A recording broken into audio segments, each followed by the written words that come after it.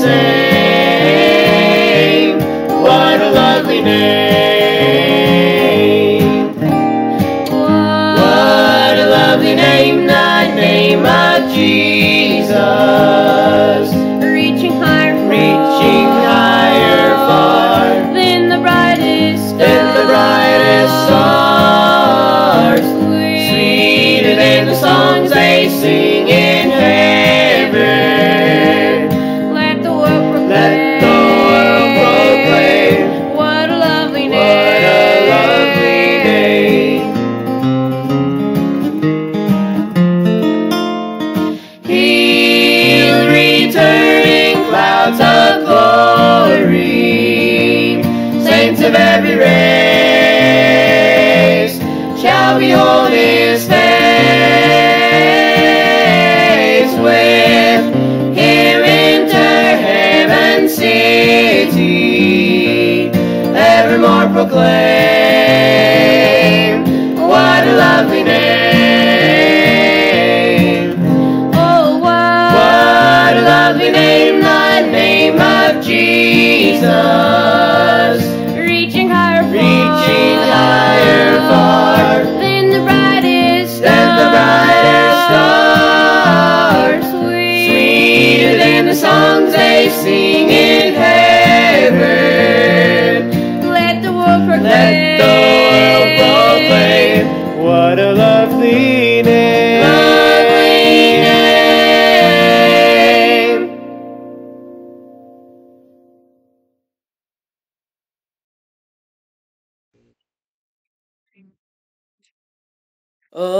Alas, ended my Savior plead, and did my sovereign die? Would he devote that sacred head for such a worm as I? At the cross, where I first saw the light, and the burden of my heart rolled away. It was there by faith I received my sight, and now I am happy all the day. But drops of grief can ne'er repay the debt of love I owe. Dear Lord, I give myself away. 'Tis all that I can do. At the cross, where I first saw the light, and the burden of my heart rolled away. It was there by faith I received my sight, and now I am happy all the day. And now I am happy all the day.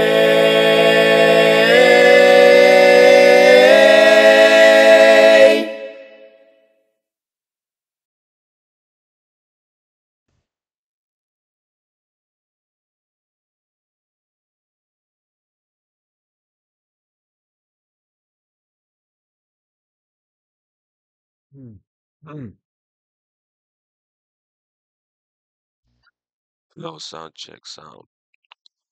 Hello, magandang umaga sa atin pong lahat. Salamat sa Panginoon sa panibagong biyaya na atin pong naranasan ngayon pong araw na ito na tayo po ay muling ginising ng ating Panginoon sa atin pong, pagkakatulog.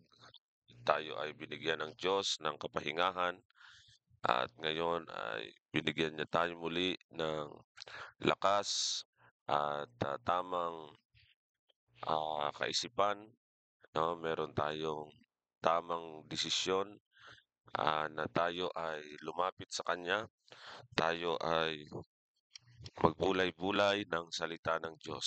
Salamat sa pagkakataon muli na ako po ay makapagbahagi ng salita ng Diyos sa lahat po ng mga, tagapakinig po natin sa atin pong morning devotion.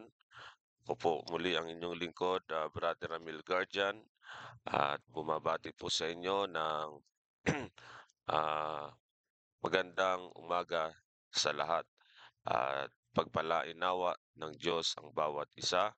Ang grasya ng Diyos ay laging mapasa atin po lahat, mga kapatid, kay Kristo at sa mga nandyan po sa atin pong, group sa group chat, sa mga members ng atin pong church sa, ah, Taal Baptist Church dito po sa Taal, Batangas. Binabati ko po kayo ng magandang umaga sa atin pong mga, kapatiran, diyan din po sa Pasiguran, Sorsogon.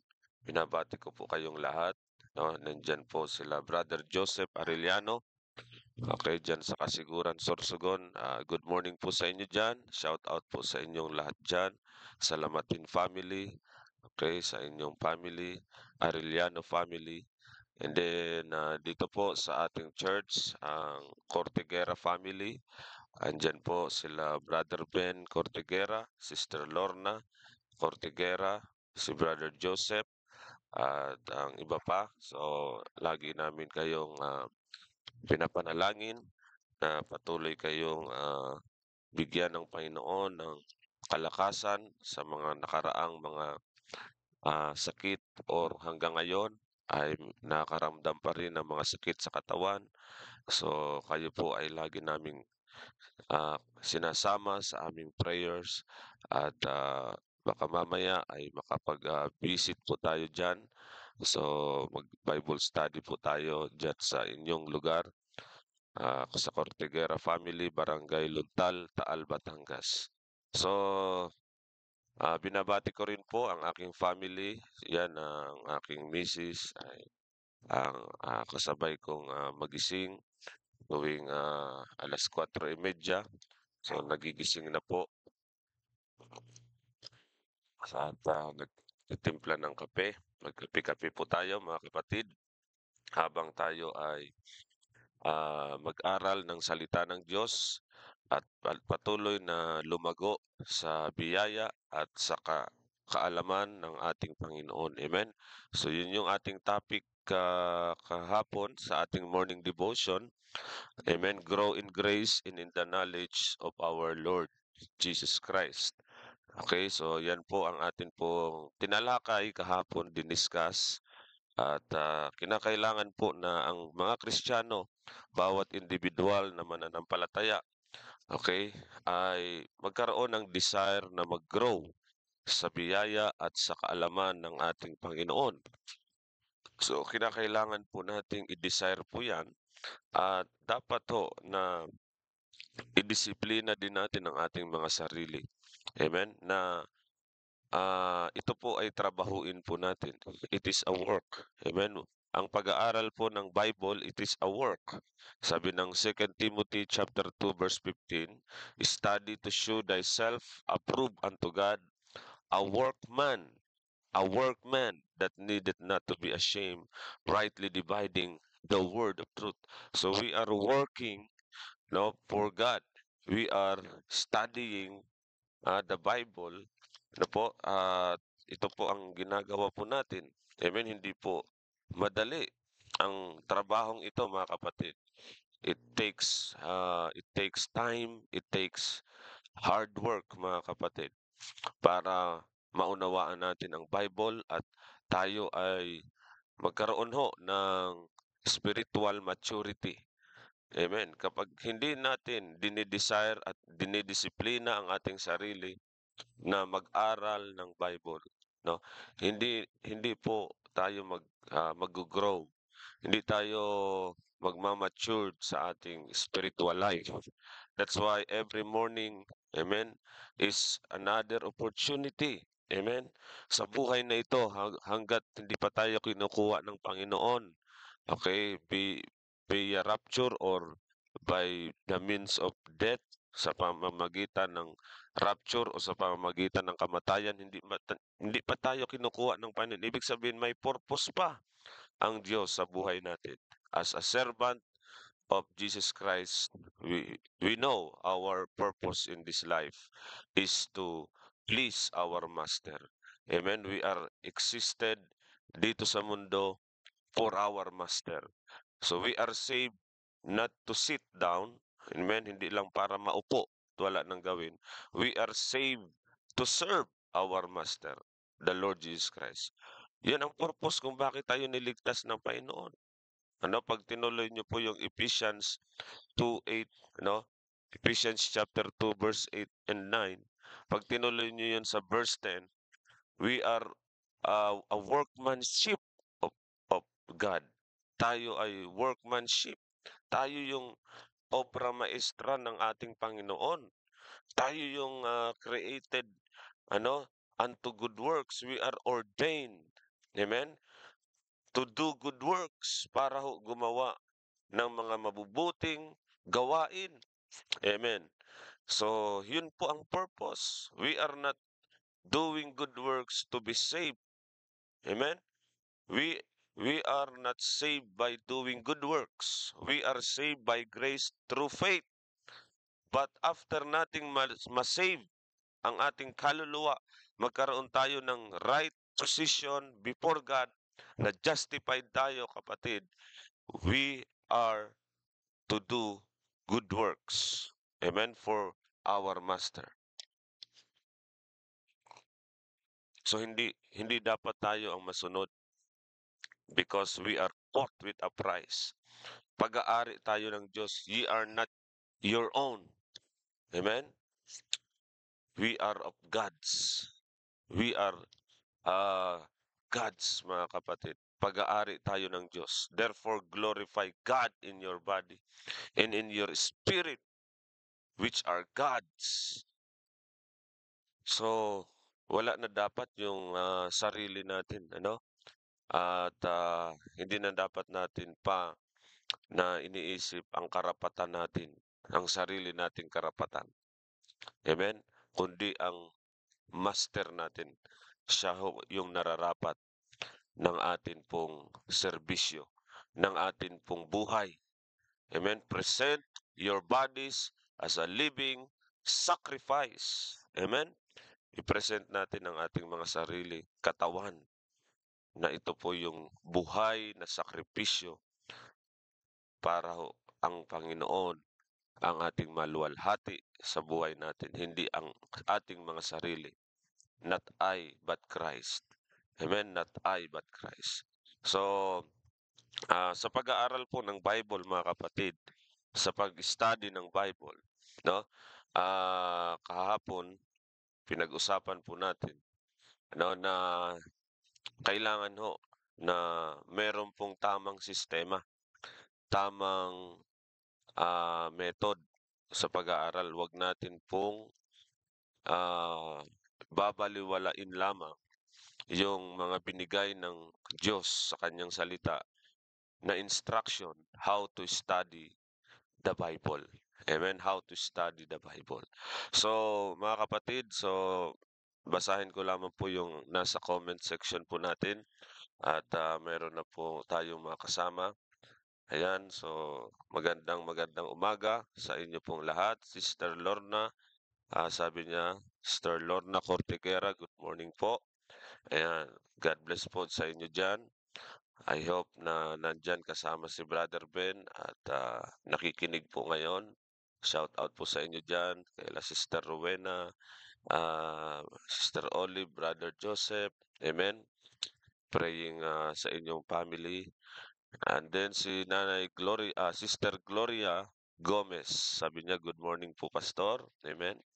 Then si Brother Bong Galban, ayan, sa Ibaan, Batangas, "Good morning, Pastor." Amen. So, shout out po sa inyong family, sa Galban family. Ay, Brother Bong, patuloy po kayong bigyan ng Diyos ng lakas, physical at spiritual, pati sa inyong pamilya. Okay, and then si Sir Cesar Asal Alcantara, "Good afternoon po, Pastor, and your family and all brethren." Okay, so sa kanila po ay hapon na, siguro sa ibang bansa siya. So, afternoon po sa kanila, dito po ay umaga. So, 5:00 ng umaga or 5:30 na. Okay, 5:30 ng umaga.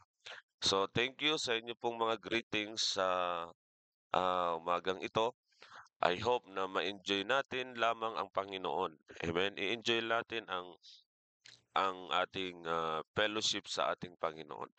Ano? Ang Christian life po ay hindi po komplikado, ano?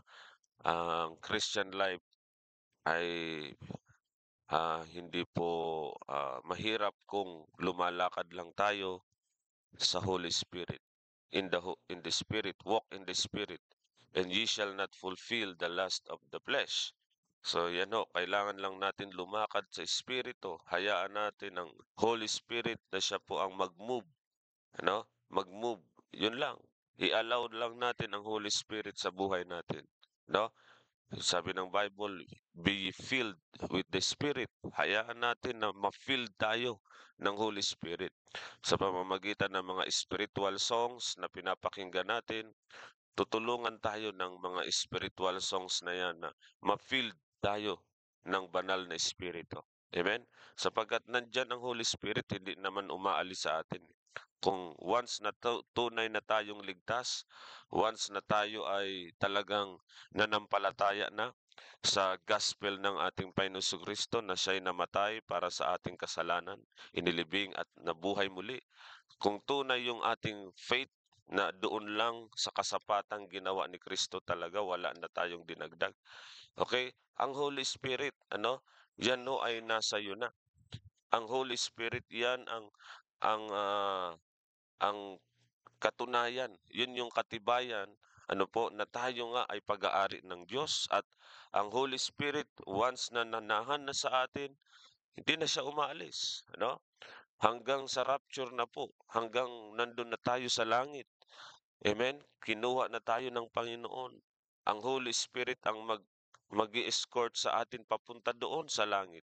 Amen? So wala dapat tayong kailangang ipag-alala na pwede pa bang mawala ang ating salvation? Hindi na. Why? Because salvation is by grace. No, hindi nakadepende sa ating mga ginawa. Amen? Kung ang kaligtasan ay sa gawa ni Kristo, hindi sa ating ginawa. Amen? Ibig sabihin, magsusustain yung kaligtasan na yon. Amen? Ang kaligtasan na yon na natanggap natin, yun po ay sa gawa ng Panginoon, hindi sa gawa natin. Ganon din po yung ang kaligtasan na ito, kung hanggang kailan ito, mag-expired ba ito? Mayroon bang expiration date ang ating kaligtasan? Wala. Bakit? Eternal po ang kaligtasan, walang hanggan. Eternal life nga, di ba? Buhay na walang hanggan ang nakamtan po natin, hindi buhay na temporary. Amen? That's why iba po ang, ah, ang New Testament salvation. Okay? Iba po sa Old Testament. So meron pong differences po 'yan, mga kapatid. Kailangan i-consider po natin. Sapagkat ang nangyari po sa cross, nung namatay si Kristo, inilibing at muling nabuhay, doon nagkaroon ho ng division ang Bible. Okay? From Old Testament, okay, nagkaroon ng New Testament dahil sa ginawa ni Kristo sa cross, dahil sa kanyang kamatayan, sa kanyang pagkalibing at pagkabuhay namang muli. So, yun ho ang dividing line, mga kapatid. Yung cross, yung ginawa ng ating Panginoong Hesus sa cross. Kaya doon tayo naligtas, mga kapatid. Doon tayo nagtiwala at ang grasya ng Panginoon, no? Ang grace ng Panginoon ang nag-ooperate sa atin. Hindi tayo, hindi sa ating sarili tayo nag-ooperate, kundi sa grace. At hindi na rin po tayo under the law. Hindi na ho tayo, nabubuhay sa takot. Why? Because we are under grace. We are free from the curse, the law. Nakamtan natin yung liberty. Amen? Yung kalayaan ho na dati nung hindi pa namamatay si Kristo, ang mga tao ay nasa ilalim ng batas.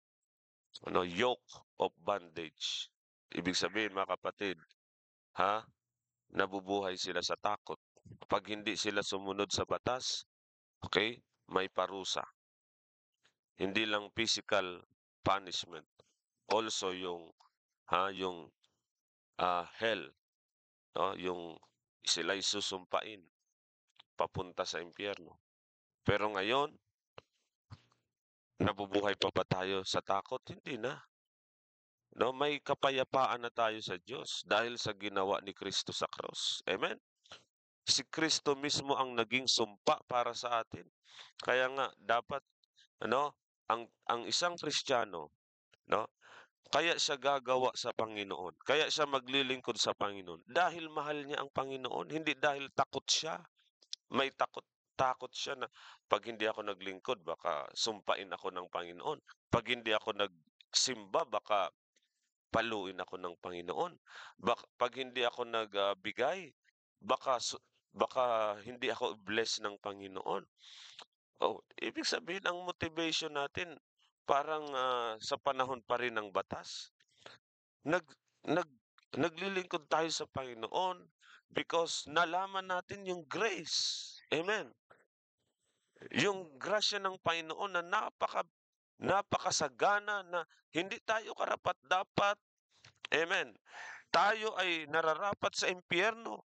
Pero by the grace of God, sa gospel of the grace of God na ating narinig at sinampalatayanan, binigyan tayo ng Panginoon ng mga spiritual blessings in heavenly places, sabi ng Bible.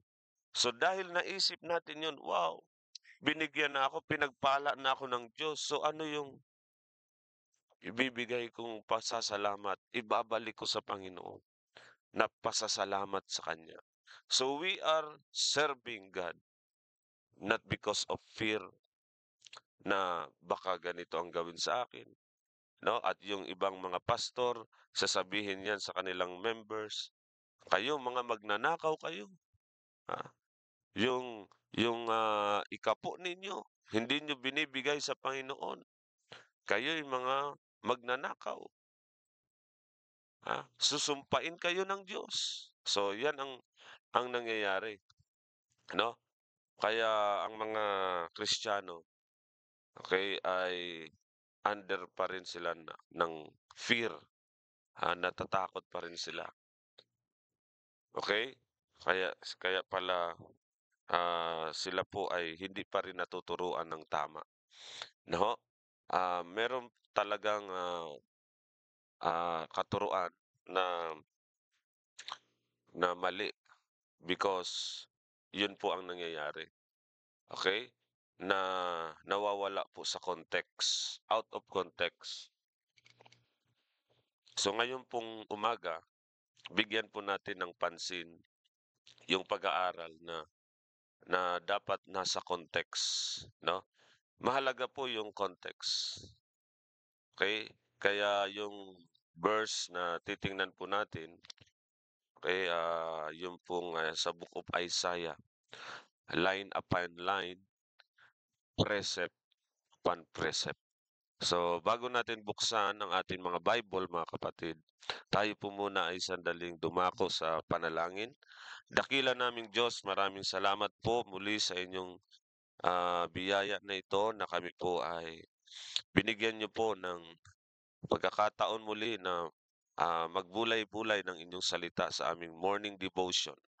Lord, hinihiling ko po ang banal na Espiritu na siyang magbigay sa amin ng spiritual understanding at malaman po namin ang way po ninyo, ang pamamaraan po ninyo, hindi yung aming sariling ways, kundi ang inyong sariling kaparaanan, how to understand your word, paano namin ito matanggap, paano namin ito maunawaan, Panginoon, na hindi po kami magkakamali ng interpretation at walang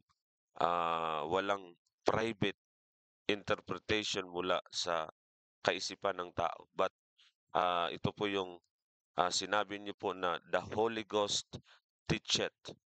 The Holy Ghost teacheth. Ang Holy Spirit ang magbibigay ng tamang interpretasyon sa amin. Hindi ang aming sariling kaalaman, hindi ang aming sariling mga opinyon, Panginoon, ang mangibabaw, Panginoon, sa oras na ito. Kaya, Lord, nakikiusap po kami na ang Holy Spirit ang siya pong gumabay sa amin pong pag-aaral dahil kung hindi namin ito gagawin, Panginoon, ay hindi kami po magiging spiritual servant po ninyo, hindi kami mag-grow sa pananampalataya, Panginoon. Lord, kailangan po namin ang bagay na ito at sana po kayo po ang maitaas, hindi po ang aming sarili, Panginoon. Ito po ang aming dalangin sa pangalan ni Jesus. Amen, amen. So, Isaiah chapter 28, buksan po natin mga kapatid ang atin pong mga Bible sa Book of Isaiah chapter 28 verse 10. Isaiah sa Old Testament, chapter 28 verse 10. Ito po ang makikita po natin mga kapatid at mababasa natin dito. For precept must be upon precept. Precept upon precept. Line upon line. Line upon line. Here a little and there a little. Okay? So dito sa verse 9, whom shall he teach knowledge? And whom shall he make to understand doctrine? Them that are weaned from the milk and drawn from the breasts.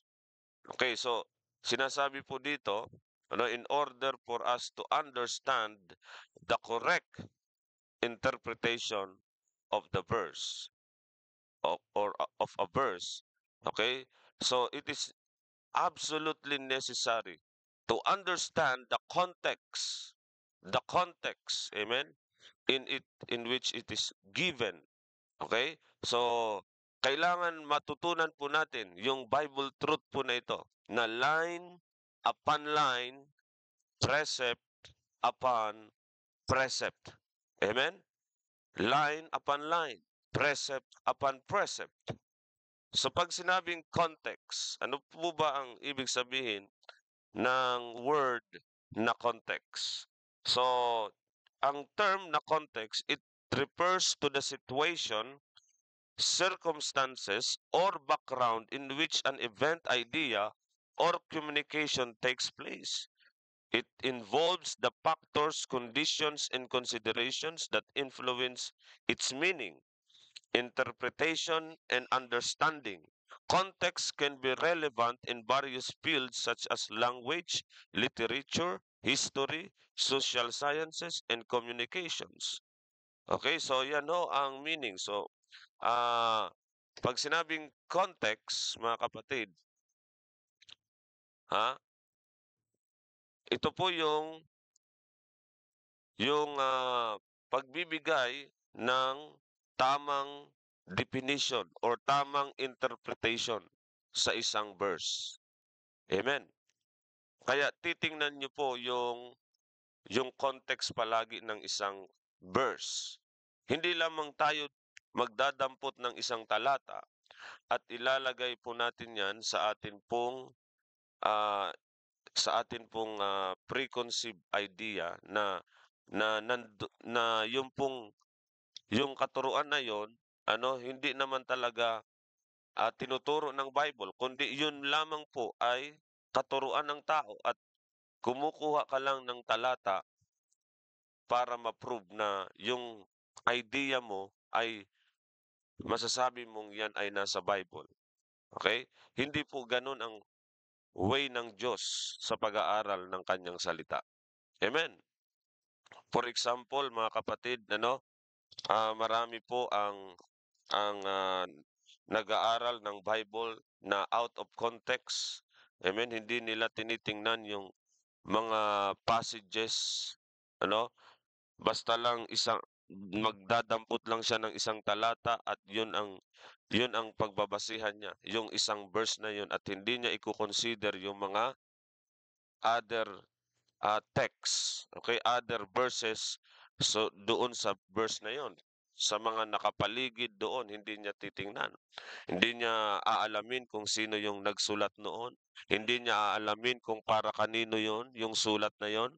Hindi niya aalamin kung kailan, okay, kailan yon isinulat or kailan yon ha, pwedeng i-apply. Yun ba ay applicable para sa panahon natin na yon? Hindi niya yun titingnan. Okay, basta lang siya magdadampot ng isang talata at yun ang kanya pong tatayuan na, "Oh, ito, nasa Bible 'yan, mga kapatid." Oh, halimbawa si Judas, yung binasa nga natin kahapon na hinang niya ang kanyang sarili, binitay niya ang kanyang sarili. Nag-suicide si Judas. Oh, and then yun ang gagawin ng tao na hindi nag-aaral ng context, hindi line upon line, hindi precept upon precept ang kanyang way ng pag-aaral. So sasabihin niya, "Oh, ang suicide po ay tinuturo ng Bible. So biblical ang suicide." Oh, 'di ba? Oh, hindi niya titingnan yung context. Basta lang sinabi, "Oh, pwede pala tayong magpakamatay. Pwede pa tayong magano, mag-commit ng suicide sapagkat nasa Bible." Si Judas ay nagpakamatay. Binitay niya ang kanyang sarili sa puno. O kaya yung iba, ha, yun ang sinasabi nila na biblical yung suicide, na pwede daw natin yun gawin. So hindi niya iko-consider yung context. Okay? Meron ding mga nag-aaral na sabi nila, "Oh, tingnan niyo, no? Oh, ang sabi nila, ang ang kaligtasan, no? Ang kaligtasan sa panahon na ito ay may gawa." Oh, may gawa. Bakit? Tinuro ni James sa Book of James, no, ang pananampalataya na walang gawa ay patay. O, 'di ba? O kaya dapat hindi lang pananampalataya, dapat may kasamang gawa para ang tao ay maligtas. So, yung isang verse lang 'yon ang kinuha niya, and then hindi niya i-consider yung mga other verses sa paligid noon. Yung immediate context na tinatawag, yan yung verses before and after the verse. So yun ho ang titingnan po natin palagi sa pag-aaral ng Bible. Huwag lamang tayong magdadampot ng isang talata at yun ay tatayuan na natin dahil nga nag-match siya sa doktrina natin na pinapaniwalaan. Oh, sabi doon, 'di ba? O kailangan pala gumawa pa. Hindi pa sapat ang manampalataya. Yes, nandoon yung verse na hindi lang dapat pananampalataya, kundi may gawa. Pero ang tanong, kapatid, para kanino yung sulat na yon? Para kanino ba yung letter na yon ni James? Sino ang sinulatan ni James? At Ang tanong, kapatid, kailan ang application po nun? Dispensational. Context, tingnan po natin ang historical context po noon. Yun ba ay in the past?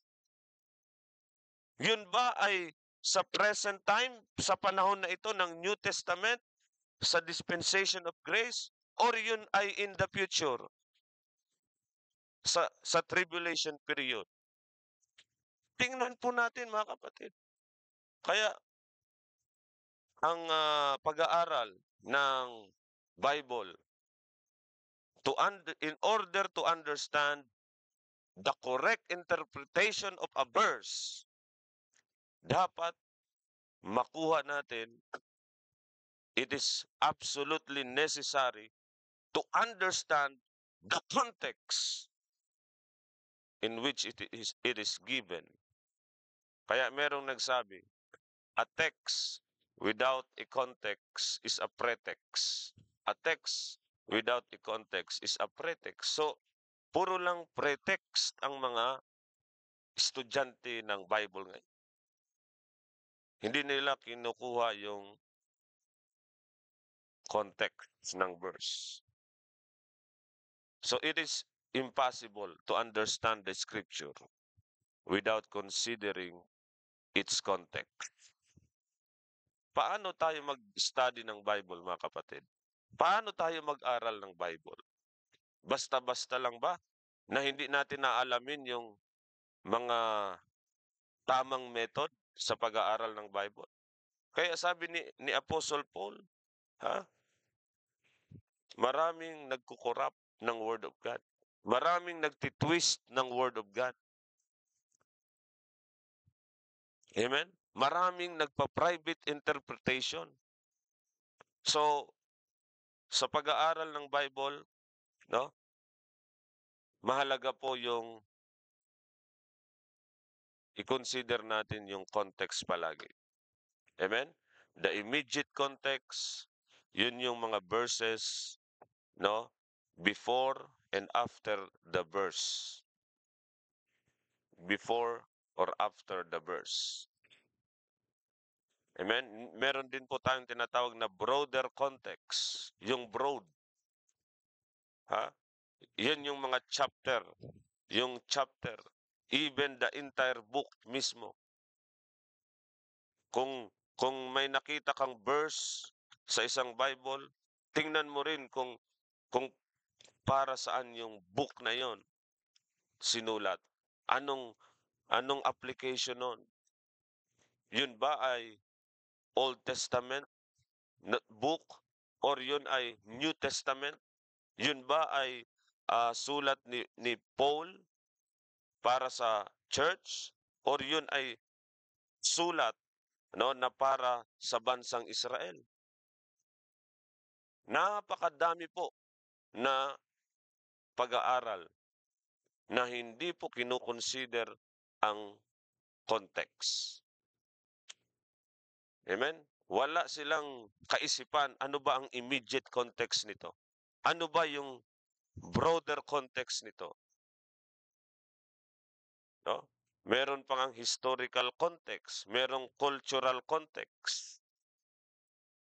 Okay? Kaya minsan kahit sa mga social media, 'di ba? Sa mga nakikita natin, napapanood natin sa social media. No, halimbawa sa politics, sa politika. No. Halimbawa, ang isang nasa politics may sinabi siya, may word siya na binanggit, no? Halimbawa, ako ay pumapatay ng tao. Ayan. Ako'y pumapatay ng tao. Oh. So, ipopost yan ng mga against doon sa isang tao na yon na politician. So, yung mga against doon, yung mga kalaban ng politician na yon, magpo-post yun sa kanila. Oh, di ba? Oh, siya'y pumapatay ng tao. Oh, sinabi niya, ako'y pumapatay ng tao. Pero nung sinabi yun, 'no, mahaba yung pagkakasabi niya, merong kasunod yun. Halimbawa, ang sinabi niya talaga, "Ako ay pumapatay ng tao," 'no, na kriminal, okay, drug addict, ayan. Pinapatay ko 'yan at kapag sila ay nanlaban, 'no, kailangan silang patayin, okay. Pero ang ang nailagay lang doon, okay, sa post ng, against doon sa politician na 'yon, "Ako'y pumapatay ng tao." So, kulang ang information.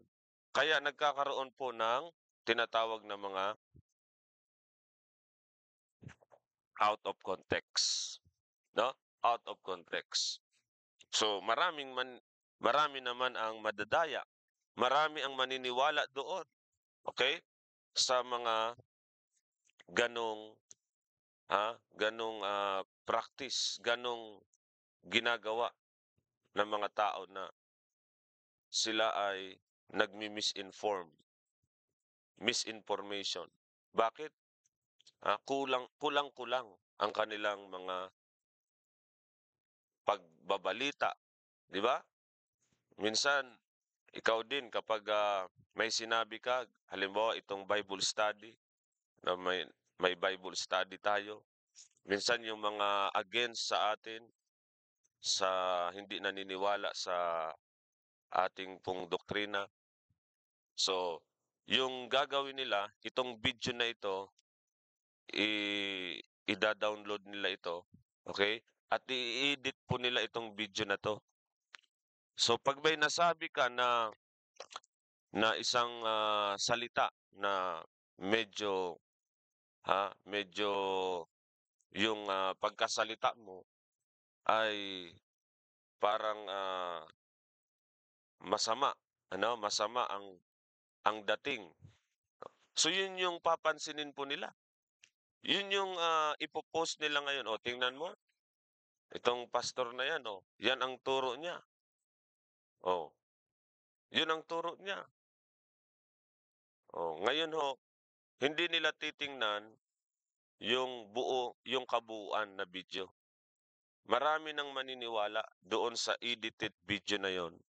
Hindi man lang nila titingnan yung context kung bakit sinabi niya yon.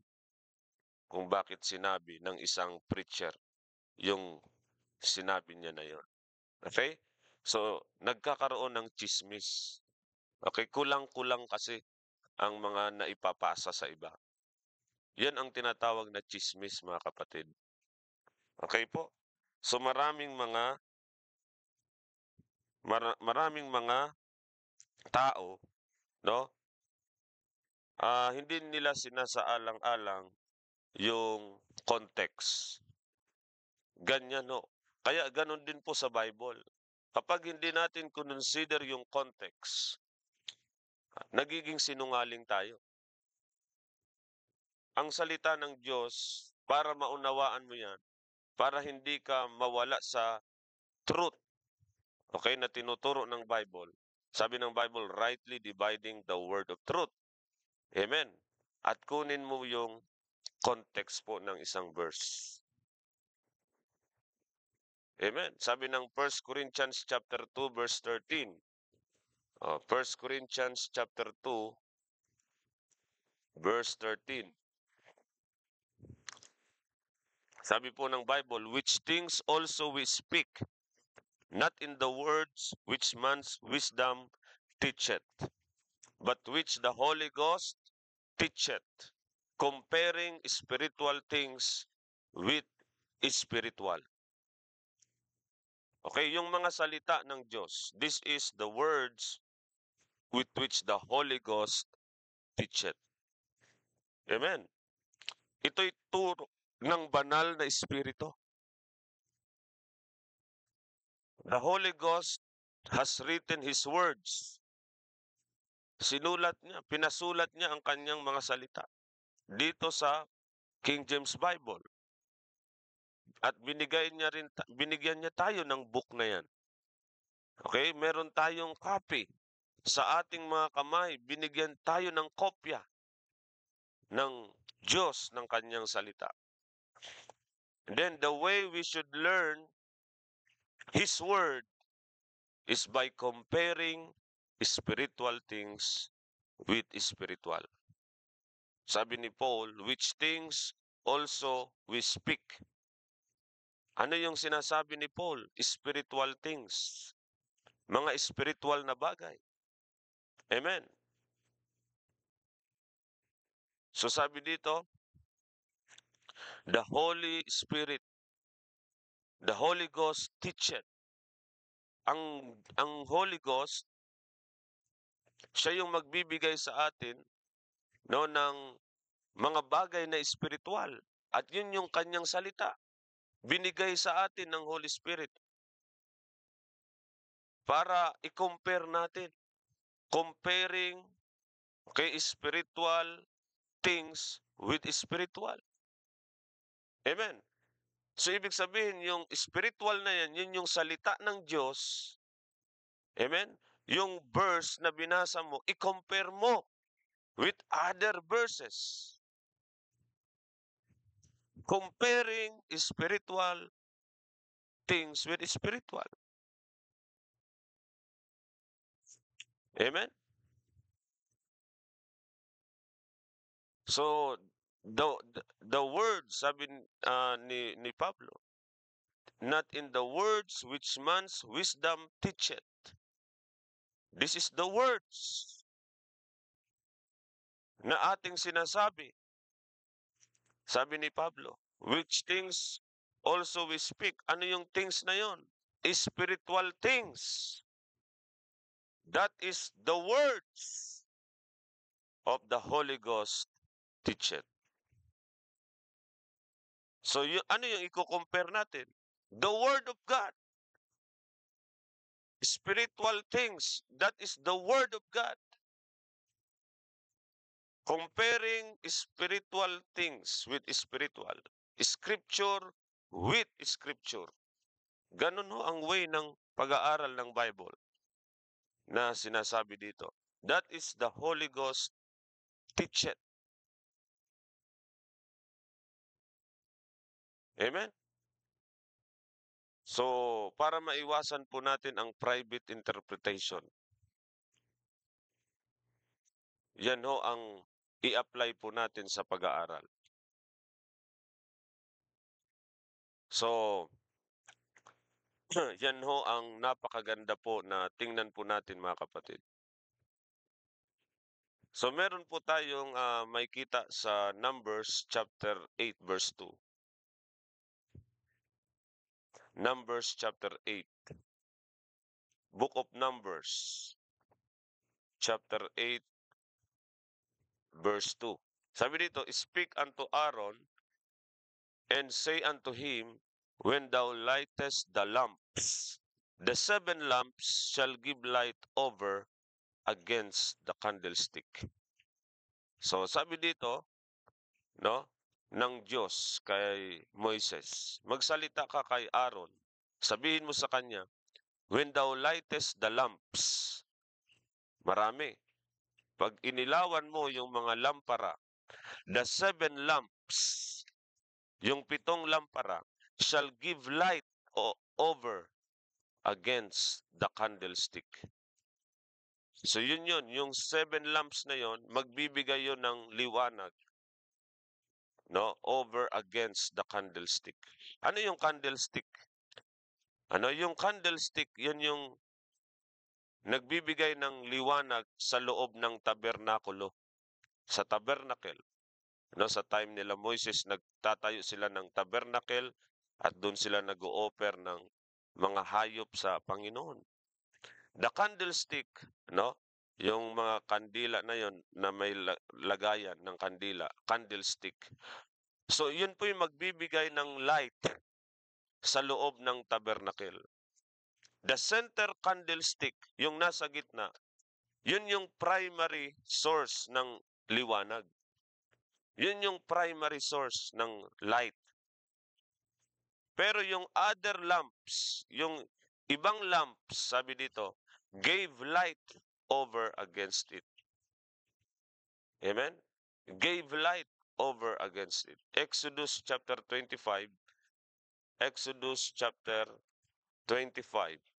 verse 37, sabi dito, and thou shalt make the 7 lamps thereof, and they shall light the lamps thereof, that they may give light over against it.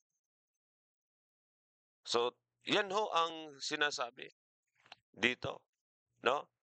The other lamps shall give light over against it. So tayo ho ay nag-aaral ng Bible, no? Sa pag-aaral po natin ng Bible, no? Meron pong liwanag na ipapakita ang Panginoon.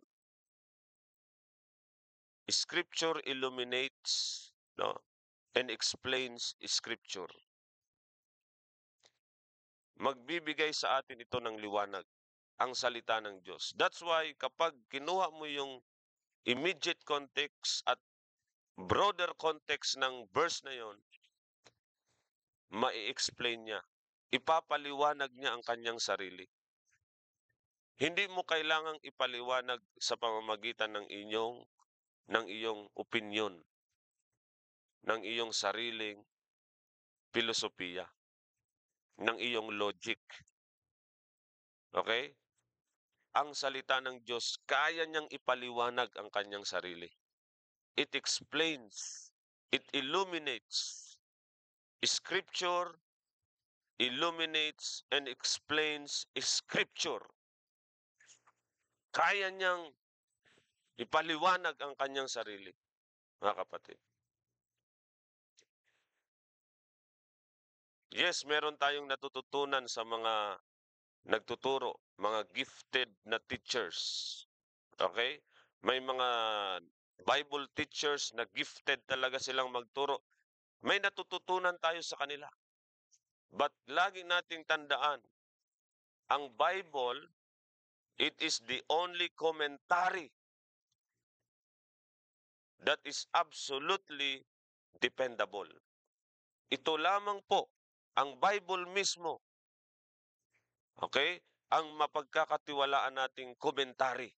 Yes, maraming mga commentaries na mayroon tayong matututunan sa kanila. Pero ang 100% na mapagkakatiwalaan mo, dependable talaga ang Bible mismo.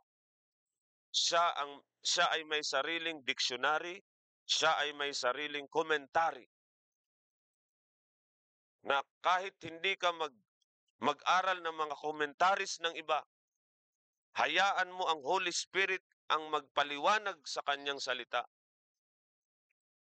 The Holy Spirit will teach you, compare spiritual things with spiritual by considering the context. Amen? So, kailangan ho natin na pagtrabahuan talaga ang pag-aaral ng Bible. Hindi basta-basta lang na nagbasa ka lang ng Bible, kundi talagang mag-study tayo. Amen? Mag-study, mag-aral. Okay? Search the scriptures. Katulad ng mga Bereans sa Acts chapter 17, sa Book of Acts chapter 17, tingnan po natin ang Book of Acts chapter 17 verse 11. Sabi po dito, these were more noble than those in Thessalonica, in that they received the word with all readiness of mind, and searched the scriptures daily. Daily, mga kapatid, araw-araw nagsisearch sila ng scriptures. Salamat sa Panginoon. Meron tayong daily na morning devotion. Amen? Mga kapatid, search the scriptures daily. Personal, ikaw ay mag-search ng scriptures araw-araw.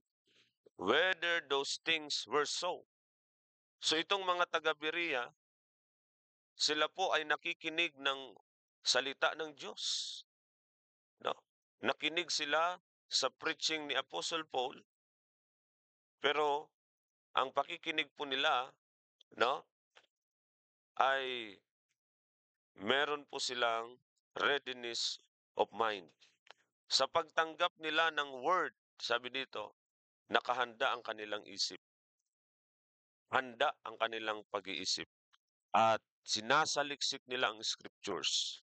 Ayaw nilang madaya. Ayaw nilang madaya pagdating sa salita ng Diyos. Search the scriptures. Ibig sabihin, no, nag-aaral sila. Kino-consider nila ang context ng kanilang pinapakinggan. Amen? So, kapag ginagawa natin ito, search the scriptures daily, at makikita mo, kapatid, ang Holy Spirit ang magtuturo sa iyo. Tuturuan ka ng Holy Spirit. Amen? Nakagaya ng mga taga-Berea. The Word of God, it is the final authority. Ito yung final authority po natin. Bilang believers, wala na tayong ibang final authority.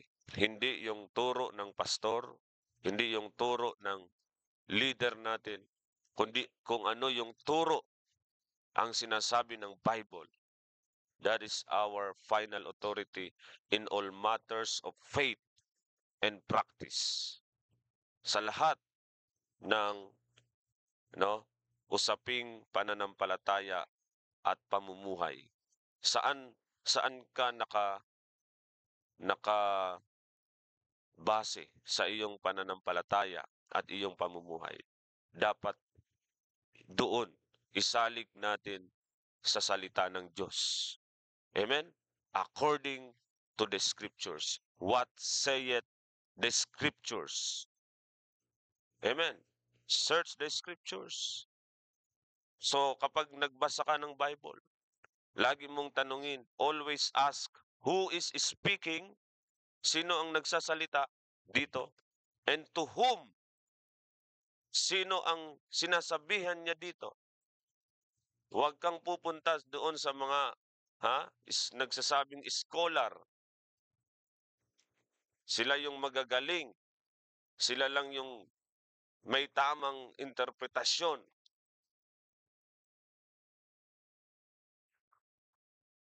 Ang Bible po natin ay may sariling dictionary. At ito yung best dictionary, mga kapatid. The Bible. Kahit hindi ka na pumunta sa mga scholarship para i-define yung nasa Bible. The Bible has own best dictionary. He can define itself. Amen? It has an already definition. Ang Word of God, kaya niyang i-define ang kanyang sarili. Kahit hindi ka na pumunta sa mga Greek at sa mga Hebrew, mga kapatid. Kaya niyang bigyan ng tamang definition ang kanyang sarili. Amen. Self-interpreting ang atin pong Bible. Walang private interpretation. For example, kapatid, yung ginamit ni Peter na salitang dogs. At ginamit din yan ng Book of Matthew. Yung swine at yung dogs. Yung mga baboy at yung mga aso. Matthew chapter 7 verse 6. For example lamang po ito, mga kapatid. Book of Matthew chapter 7 verse 6. Sabi dito, give not that which is holy unto the dogs. So wag mo daw ibibigay yung banal sa mga aso. Neither cast ye your pearls before swine. Sa mga mga pigs, sa mga baboy, lest they trample them under their feet and turn again and rend you. So sino itong mga dogs na ito, itong swine na ito, na sinasabi ni Matthew, huwag mong ibibigay yung mga banal sa mga aso. So kung titingnan natin ang interpretation dito ng Bible, amen, comparing spiritual things with spiritual, observing the context, amen, will prove, amen. At ito po ang makikita natin sa Matthew chapter 7 verse 15. So tingnan natin dito. Sa Matthew chapter 7 verse 15. Beware of false prophets. Beware of false prophets. So, kapag nakita natin ang context kung sino itong mga dogs na ito, swine,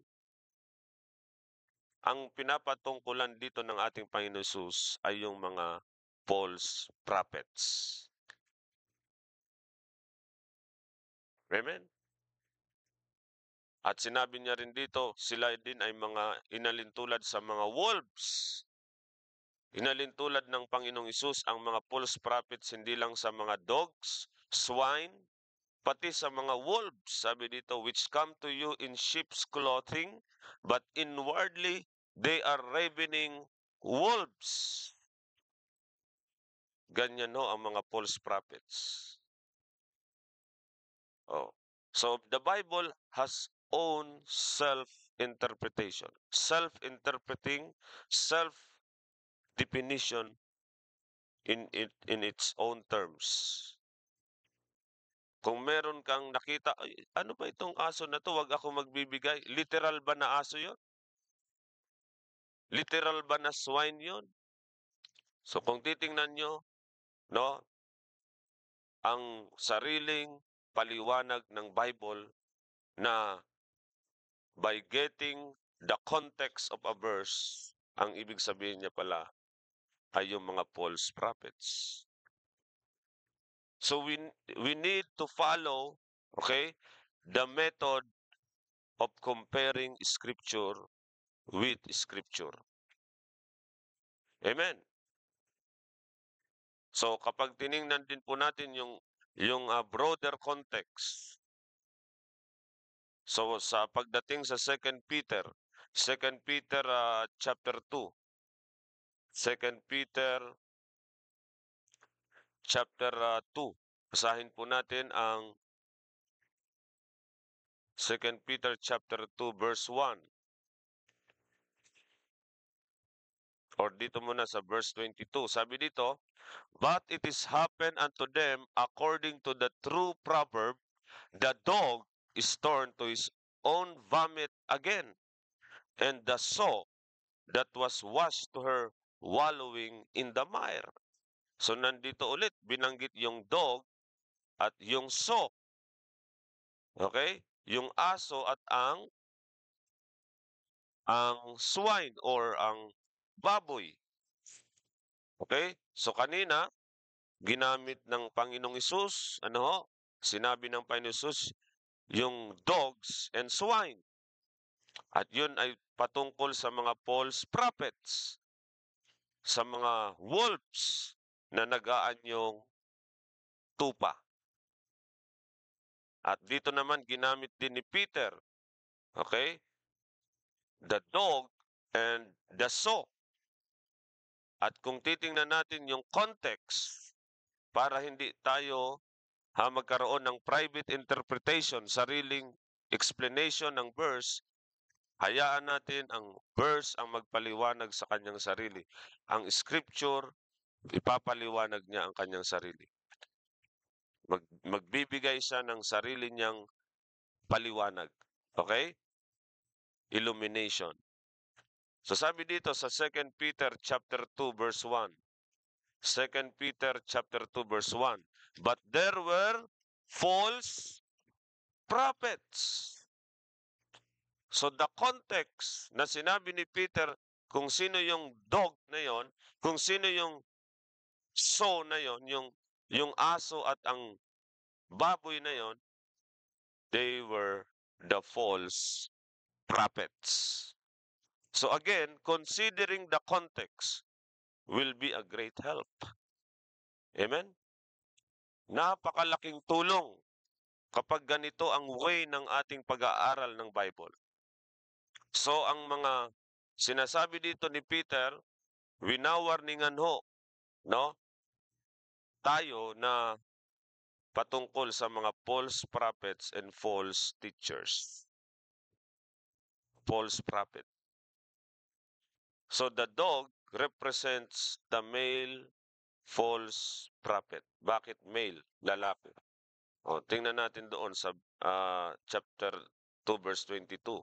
Sabi doon, but it is happened unto them according to the true proverb, the dog is turned to his own vomit again.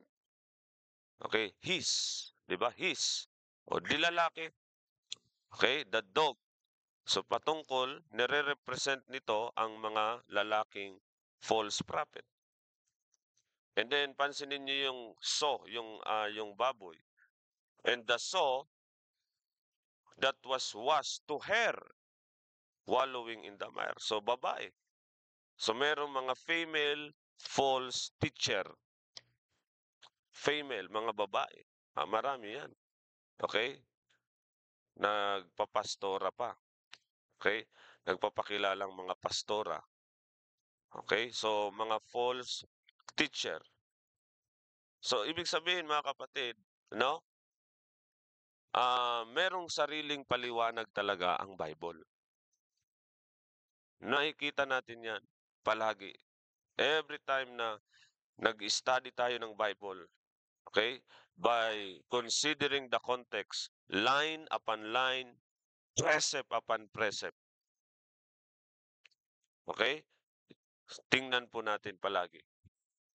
So, ganyan po ang isang pamamaraan ng Diyos sa pag-study ng Bible. Kapag hindi natin kinonsider yung context ng isang verse, okay? Ma ma pupunta tayo sa private interpretation. Okay, yun ang leading nun, papunta talaga sa private interpretation. Okay po, pag hindi mo pinag-aralan ang Bible line upon line, precept upon precept. Okay? So, sa susunod po ay medyo anuhin pa natin ang mga method ng Panginoon how to study the Bible. No, dahan-dahanin lamang po natin mga kapatid, hindi po tayo nagmamadali, Basta dapat maunawaan po natin.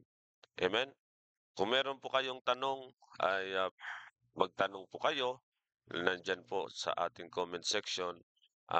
Pwede po kayong magtanong, At kayo po ay, kung hindi po naliliwanagan sa salita ng Diyos na inyong binabasa, mag-question po kayo. Mag-ask po kayo ng question.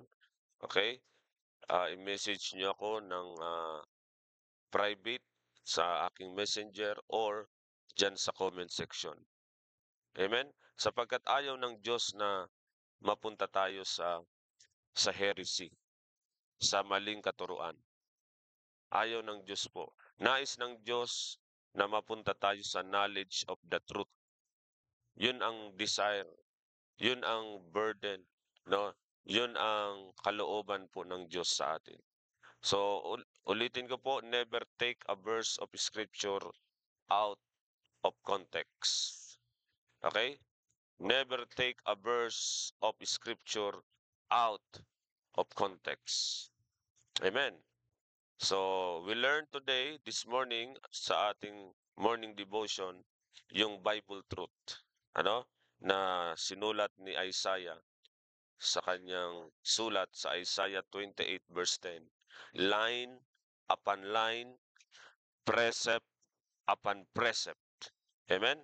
So, ang truth na yan, mga kapatid, para maunawaan natin ang verse, okay, in order to understand the correct interpretation of a verse, so unawain mo alamin mo yung context.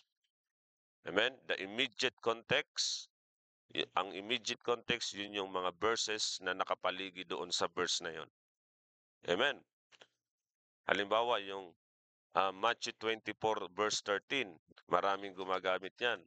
Ang magtiis hanggang wakas ay siyang maliligtas. Oh. So, gagamitin mo yan, nakaligtasan sa panahon natin. Pag tiningnan mo yung context noon, sa tribulation period pala yun, hindi sa panahon natin. O, di ba? Pag, for example, ulit, yung sa Acts chapter 2 verse 38, no, sinasabi din yan na yan ang way na para maligtas tayo, repent and be baptized. Okay? So, kailangan mong mag-repent, magsisi, at magpabautismo sa tubig. O, Acts 2:38, biblical. Pero hindi kinuha yung context ng verse na yon. So, pag pinag-aralan mo yung context ng Acts 2:38, yung mga nakapaligid na verse doon, makikita mo, ay, para sa bansang Israel pala to. Ang kinakausap pala dito ni Peter, nation, ang nation ng Israel. So hindi pala ako kasama dito. So bakit ko ito i-apply? Hindi naman ito para sa akin. 'Di ba? Oh. So hindi po hindi po talaga ang mga nag-aaral ng Bible, hindi po sila magkakaroon ng tamang interpretasyon kung dampot lang sila ng dampot ng isang verse at hindi nila pag-aaralan yung context ng verse na yun. Amen. So marami po yan. Ang dami na naging problema. Okay? Sa pananampalataya, naging problema sa mga practices, nagkamali ng faith at practice dahil po hindi sila nag-aaral ng context. Line upon line, precept upon precept. Okay? So yung immediate context at yung broader context. Pati po marami yan, historical context, cultural context, dispensational context. So lahat yan ay titingnan po natin yung background, bakit yan sinulat, kailan yan sinulat, ano yung kultura sa time na yan, ano yung mga custombre sa time na yan, bakit sinabi yan, Nung sinabi ni Jesus Christ sa mga disciples, "Follow me, and I will make you fishers of men." Diba? Sabi ni Pablo sa mga disciples, "Follow me, and I will make you fishers of men." Ay, bakit sinabi yan ng Panginoon? Diba? Magiging mangingisda tayo ng mga tao, manghuhuli tayo, gagawin nating isda ang mga tao. O, diba? Fishers of men eh. So, bakit sinabi yun ng Panginoon? So, ano yung context? Ibig sabihin, no, sa time na yon, ang mga disciples sila ay nangingisda, 'di ba? Habang sila po ay nangingisda, no? So, familiar sila sa pamumuhay ng pagiging pangingisda. So si Jesus Christ kinuha niya yung concept na yon, yung idea na yon. Okay? So, sila po ay sinabihan ni Kristo, "Follow me, sumunod kayo, at gagawin ko kayong mga mangingisda ng tao." Ibig sabihin ba nun, ha? May literal silang lambat na huhulihin nila yung tao. Ayan, hulihin natin. Ito yung lambat, hulihin natin yung tao. Kasi fishers of men, di ba? So, sa pag-interpret ng Bible, mga kapatid, no? Lagi mong tingnan yung context ng verse. Okay?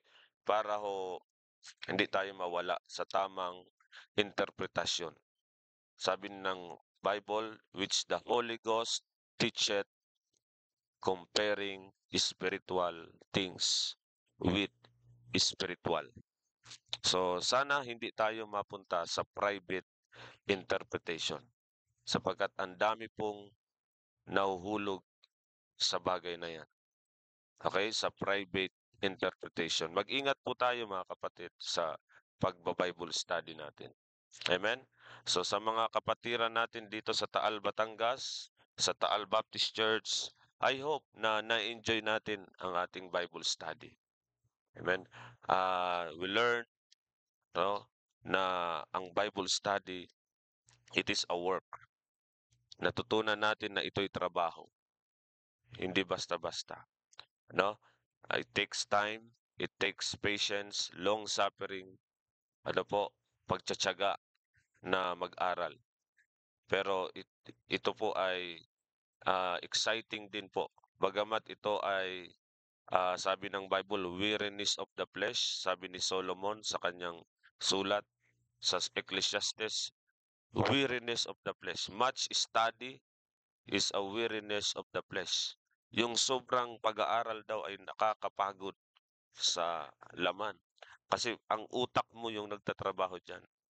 Okay? Kaya nga labor din 'yan, sabi ni Pablo. No, labor in the word and doctrine. So kailangan mong minsan magbigay ng time, magpuyat ka. Magpuyat ka, ibig sabihin para lang makuha mo yung tamang interpretation na yon, magko-compare ka, iko-compare mo lahat ng mga verses, ilalagay mo doon at para ho makita mo yung tamang interpretation. So, babasahin mo line upon line, precept upon precept. So, wag tayo po sanang tamarin sa pag-aaral ng Bible. Okay? Wag sana tayong tamarin. Let's compare spiritual things with spiritual. Sana po ay nakatulong po sa atin ang lesson po na ito.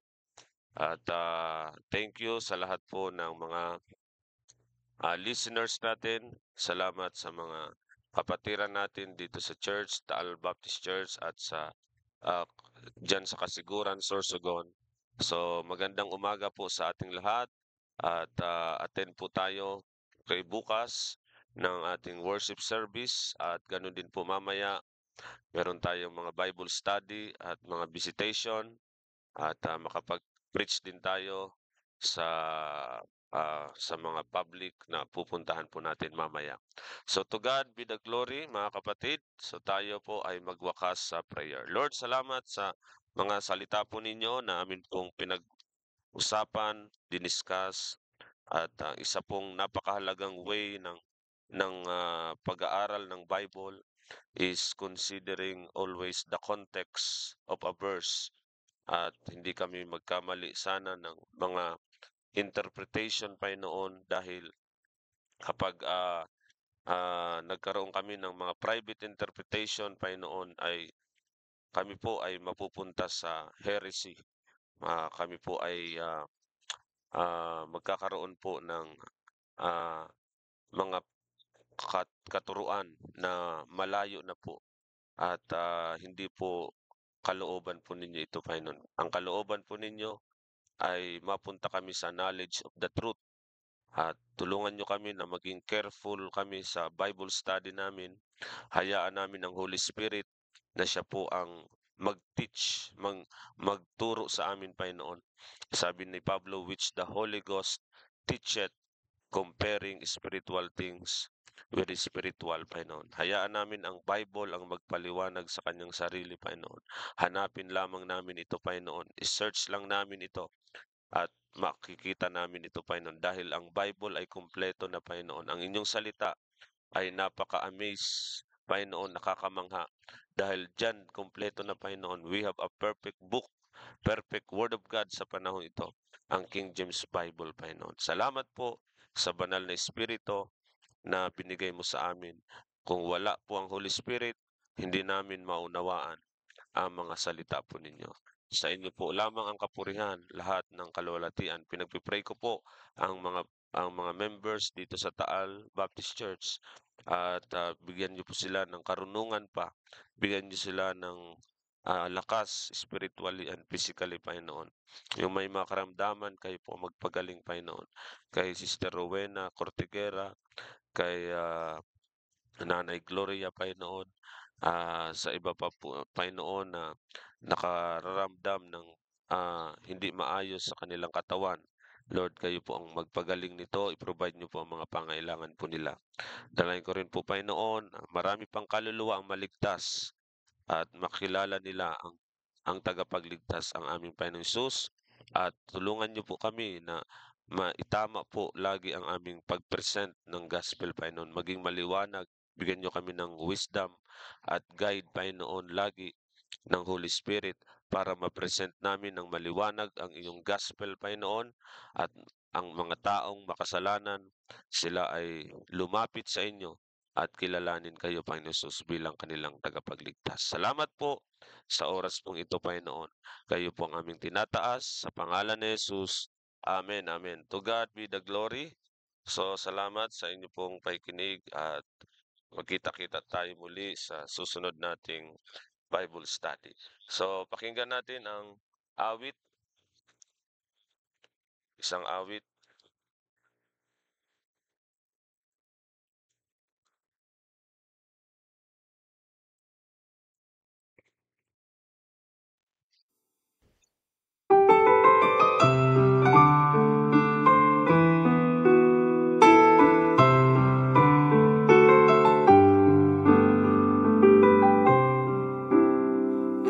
As the world looks upon me, as I struggle along, they say I have nothing, but they are so wrong.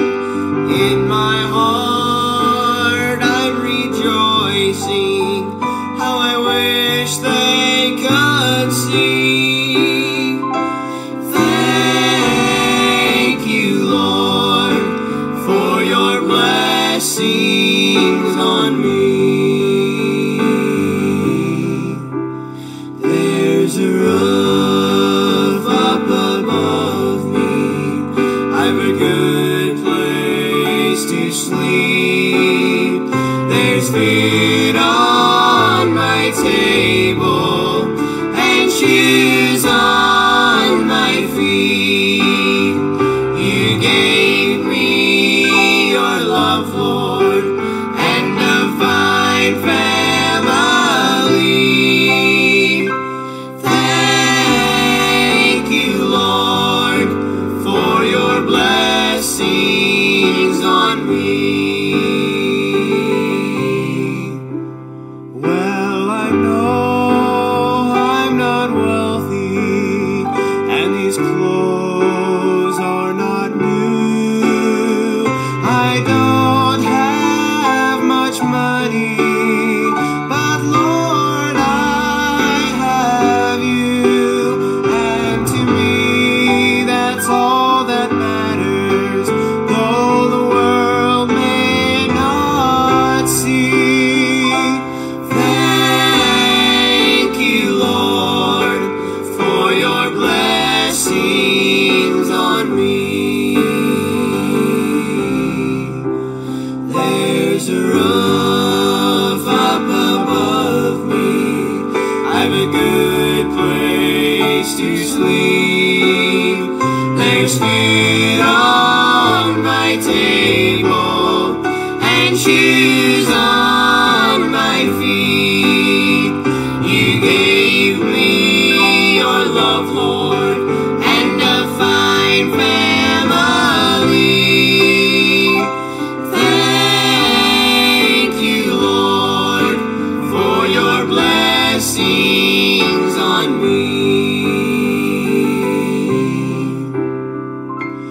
Thank you, Lord, for saving my soul.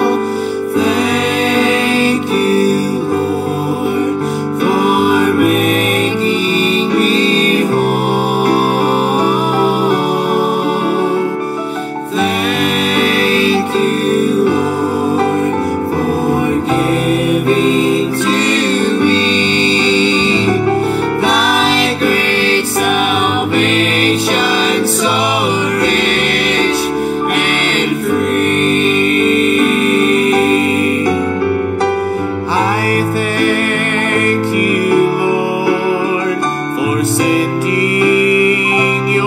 myself.